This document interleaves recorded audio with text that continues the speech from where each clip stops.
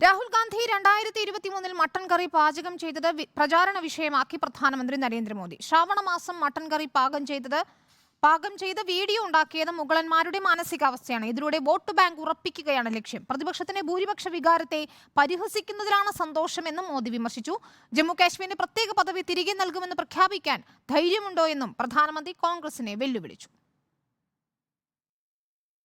सावन के महीने में मटन बनाने का मौज ले रहे हैं। इतना ही नहीं, उसका वीडियो बना करके देश के लोगों को चिढ़ाने का काम करते हैं। लेकिन इन लोगों की मंशा दूसरी होती है। जब सब मुगल यहां आक्रमण करते थे ना, तो उनको सत्ता राजा को पराजित करने से संतोष नहीं होता था।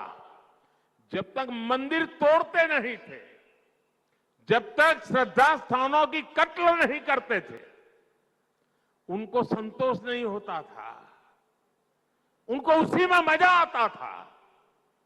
वैसे ही सावन के महीने में वीडियो दिखाकर वो मुगल के लोगों के जमाने की जो मानसिकता है ना, उसके द्वारा वो देश के लोगों को चिढ़ाना चाहते हैं।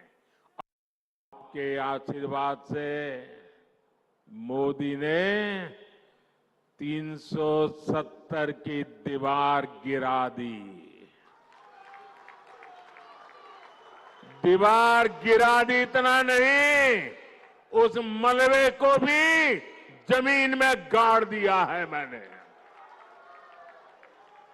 मैं चुनौती देता हूं, हिंदुस्तान की कोई पॉलिटिकल पार्टी हिम्मत करके आ जाए। विशेष करके मैं कांग्रेस को चुनौती देता हूं, वो घोषणा करे वो 370 को वापस लाएंगे, ये देश उनका मुंह तक देखने को तैयार नहीं होगा। ശരത് കെ ശശി നൽകും വിവരങ്ങൾ. ശരത്, 2023 സെപ്റ്റംബറിൽ, അതായത് കഴിഞ്ഞ സെപ്റ്റംബറിൽ ലാലു പ്രസാദ് യാദവിനെ രാഹുൽ ഗാന്ധി സന്ദർശിച്ച സമയത്ത് പാചകം ചെയ്ത് വീഡിയോ തയ്യാറാക്കിയതാണ് ഇപ്പോൾ പ്രധാനമന്ത്രി ചർച്ചയാക്കുന്നത്. കൃത്യമായ വോട്ട് ബാങ്ക് ലക്ഷ്യം വെച്ചിട്ടുള്ള, രാഷ്ട്രീയ ലക്ഷ്യം വെച്ചുള്ള ഒരു പ്രചാരണം എന്ന് തന്നെ കരുതേണ്ടി വരും, അല്ലേ?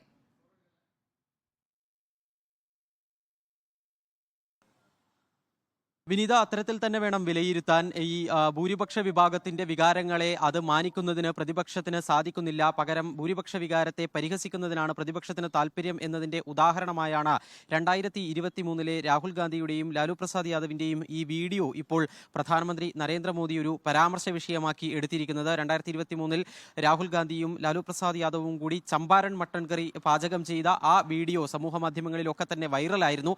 ആ ഘട്ടത്തിൽ തന്നെ BJP ചില വിയോജിപ്പുകൾ ഉയർത്തിയിരുന്നു. ആ വിഷയം ഇപ്പോൾ പ്രധാനമന്ത്രി തന്നെ എടുത്ത് ഈ ജമ്മു കശ്മീരിലെ തെരഞ്ഞെടുപ്പ് റാലിയിൽ പരാമർശ വിഷയമാക്കുകയാണ്. ശ്രാവണ മാസത്തിൽ എന്ത് കഴിക്കണം, ഒരാൾ എന്ത് ഭക്ഷണം കഴിക്കണം എന്നത് വ്യക്തി സ്വാതന്ത്ര്യമാണ്. പക്ഷേ ശ്രാവണ മാസത്തിൽ ഈ മട്ടൺ കറി ഉണ്ടാക്കി അതും പോരാഞ്ഞ് അതിൻ്റെ വീഡിയോ എടുത്ത് പ്രചരിപ്പിക്കുകയായിരുന്നു ചെയ്തത് എന്നാണ് പ്രധാനമന്ത്രി ചൂണ്ടിക്കാണിച്ചത്.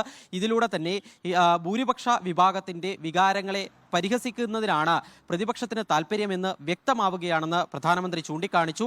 അതുപോലെ തന്നെ നേരത്തെ മുഗളന്മാർ ഇന്ത്യ ആക്രമിച്ചപ്പോൾ രാജാക്കന്മാരെ കീഴടക്കി ഭരണം പിടിച്ചെടുത്തതിലൂടെ മാത്രമല്ല അവർ സംതൃപ്തി കണ്ടെത്തിയത്, പകരം മുഗളന്മാർ ക്ഷേത്രങ്ങൾ തകർക്കുന്നതിലൂടെയാണ് സന്തോഷം കണ്ടെത്തിയത്.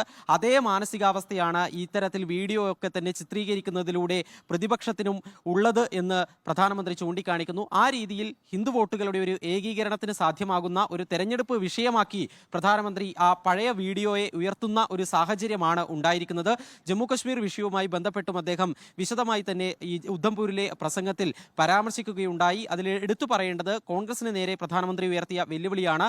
ജമ്മു കശ്മീരിന്റെ പ്രത്യേക പദവി പുനഃസ്ഥാപിക്കുമെന്ന് പറയാൻ കോൺഗ്രസിന് ധൈര്യമുണ്ടോ എന്ന വെല്ലുവിളിയായിരുന്നു കോൺഗ്രസിന് നേരെ പ്രധാനമന്ത്രി ഉയർത്തിയത്. അതിന് സാഹചര്യം എന്ന് പറയുന്നത് കോൺഗ്രസിന്റെ പ്രകടന പത്രികയിൽ ജമ്മു കശ്മീരിന് പൂർണ്ണ സംസ്ഥാന പദവി നൽകുമെന്ന് മാത്രമാണ് വ്യക്തമാക്കിയിരിക്കുന്നത്. ഈ പ്രത്യേക പദവി റദ്ദാക്കിയതിനെതിരെ കോൺഗ്രസ് വിമർശനം ഉന്നയിച്ചിട്ടുള്ള സാഹചര്യം മുൻപ് ഉണ്ടായിരുന്നു. പക്ഷേ പ്രകടന പത്രികയിൽ ആ പൂർണ്ണ സംസ്ഥാന പദവി എന്നതിനും അപ്പുറത്തേക്ക് പ്രത്യേക പദവി എന്നുള്ള വാഗ്ദാനം കോൺഗ്രസ് നൽകിയിട്ടില്ല. ആ ഒരു സാഹചര്യത്തിലാണ് കോൺഗ്രസിനെതിരെ അത്തരമൊരു വെല്ലുവിളി പ്രധാനമന്ത്രി ഉയർത്തിയത്. ഏതായാലും ജമ്മു കശ്മീരിൽ വൈകാതെ തന്നെ തെരഞ്ഞെടുപ്പ് നടക്കും. ജമ്മു കശ്മീരിനെ പൂർണ്ണ സംസ്ഥാന പദവിയിലേക്ക് ഉയർത്തുമെന്നുള്ള ഉറപ്പും അദ്ദേഹം ആ റാലിയിൽ വെച്ച് നൽകുകയുണ്ടായി. ശരി, ശരത് കെ ശശിയാണ് വിവരങ്ങൾ നൽകിയത്.